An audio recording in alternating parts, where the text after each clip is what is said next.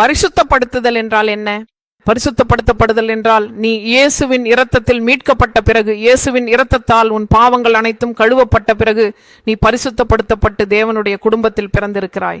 நீ தேவனுடைய குடும்பத்தில் பிறந்திருக்கிறாய். அவரை ஏற்றுக்கொண்ட அனைவருக்கும் தேவனுடைய பிள்ளைகளாகவும் அதிகாரத்தை அவர் அளித்தார்.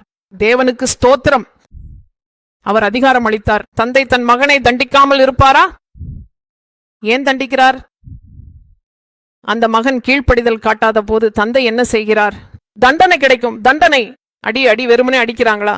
நல்ல நடத்தை கொண்ட பிள்ளையை எந்த தந்தை அடிப்பார்? தவறாக நடந்தால்தான் அடிகள், ஸ்பாங்கிங் கிடைக்கும்.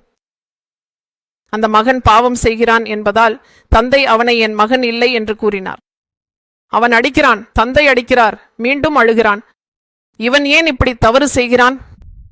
இவன் என் மகன்தானே, நான் என் இரத்தத்தை கொடுத்து சம்பாதித்த என் மகன்தானே, நான் என் உயிரை வைத்து வாங்கினேன் தானே, இவ்வளவு இவன் ஏன் மீண்டும் மீண்டும் தவறு செய்கிறான்? ஆனாலும் தந்தை மகன் உறவு எப்போதும் துணியாது. ஆனால் மகனுக்கு என்ன நடக்கும்? என்ன நடக்கும்? தண்டனை. அதனால்தான் தந்தை தண்டிக்காத மகன் யார்?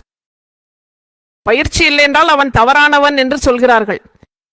நீங்கள் தேவனிடமிருந்து பிறந்தவராக இருந்தால், தேவன் உங்களை நேசித்தால், நீங்கள் உண்மையிலிருந்து விலகினால் கண்டிப்பாக தண்டனை வரும். அதனாலதான் தேவனின் கோபம் கீழ்ப்படியாதவர்களின் மீது தவறாமல் வரும். கருணை இருக்கிறது. கருணையுடன் சேர்த்து எச்சரிக்கையும் தண்டனையும் இருக்கும்.